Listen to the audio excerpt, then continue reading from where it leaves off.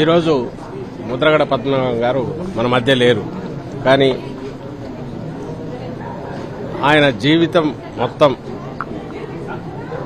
సమాజం కోసం కానీ లేదా తన చుట్టూ ఉన్న వాళ్ళ కోసం, తను నమ్ముకున్న వాళ్ళ కోసం, తాను నమ్మిన ఆశయాల కోసం ఒక వ్యక్తి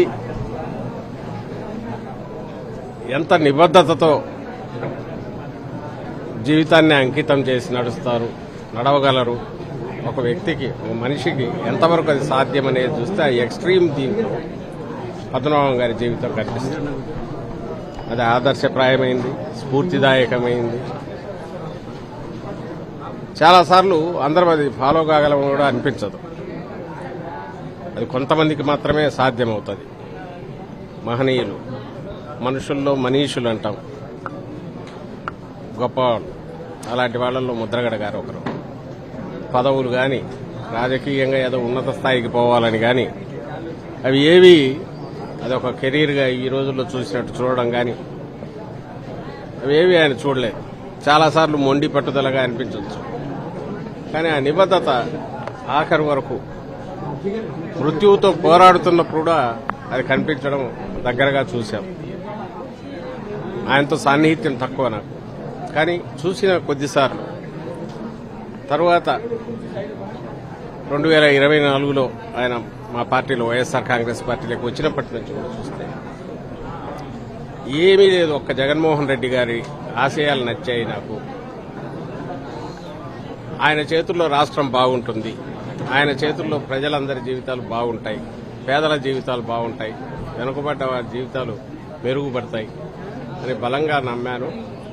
ఆయన్ను ఎలాగైనా సరే ఆయన ప్రొటెక్ట్ చేసుకోవాలి, జగన్మోహన్ రెడ్డి గారు నిలబెట్టాలనే ఏకైక దీంతో ఆయన ఎలా పనిచేశారో అందరూ చూశారు. అంతకుముందు కూడా ఏం లేదు.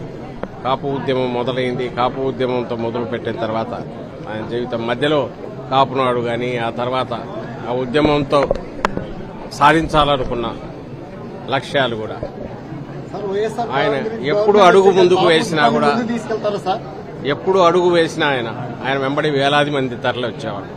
అంటే ఆ ఉద్యమం మొత్తం ఐడెంటిఫై అయింది ఆయనతో, ముద్రగడ గారితో. అలాగే నువ్వు అడిగిన దానికి కూడా రాజకీయ పార్టీ, ఏ రాజకీయ పార్టీ అయినా అన్ని కులాల్లో వెనుకబాటుతనం నుంచి ఆయా కులాలను బయటికి తీసుకురావాలని ప్రయత్నం చేస్తేనే దానికి సమాజం మొత్తం ప్రజల ఆకాంక్షలను అది ప్రతిబింబించినట్టు అవుతుంది.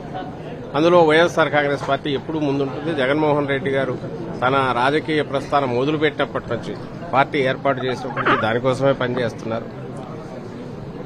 అలాంటి వెనుకబాటుతనకు గురైన వారిలో కాపుల్లో ఉన్న వాళ్ళను కూడా ఎలా పైకి తీసుకురావాలనేది ఆయన ఒక ప్రాంతీయ పార్టీకి ఉన్న పరిమితులకు లోబడి చేయగలిగినంత చేస్తున్నారు. కాబట్టే ముద్రగడ లాంటి మహనీయులు ఆయనకు వెన్నంటి నిలిచారు. వాళ్ళ ఆశీస్సులు, ఇంతకుముందు జీఎస్ రావు గారి వెళ్ళి వచ్చాం, అలాంటి వాళ్ళ ఆశీస్సులు ఇవన్నీ ఉన్నాయంటే దానికి కారణం ఆయన వేసేది సిన్సియర్గా, అంకితభావంతో అలాంటి అడుగులు వేశారు. కాబట్టి జగన్మోహన్ రెడ్డి గారికి ఇచ్చారని నేను భావిస్తాను. అండ్ వైఎస్ఆర్ కాంగ్రెస్ పార్టీ అందుకు బలంగా తన చేతనైనంత ఎట్లా పనిచేస్తుంది అనేది కూడా ఆచరణలో చూపింది. అందుకే ముద్రగడ పద్మనాభం గారు కూడా పార్టీలో ఉన్నత స్థానంలో ఉన్నారు. ఆయన వైఎస్ఆర్ కాంగ్రెస్ పార్టీ నాయకుడు ఇప్పటి వరకు చనిపోయే ముందు.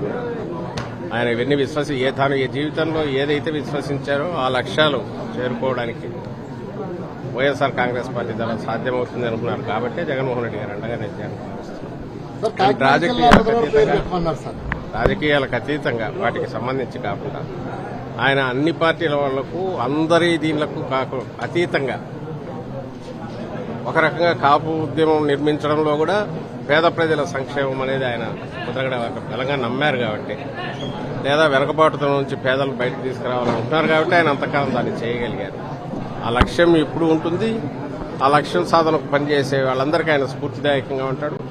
ఆ లక్ష్య సాధనకు పనిచేసాడంటే మేము గారి వైఎస్ఆర్ కాంగ్రెస్ పార్టీ గారి ఎప్పుడూ ఉంటుంది. మా నాయకుడు అందుకోసం నిలబడతారు. స్పష్టంగా చెప్పవచ్చు.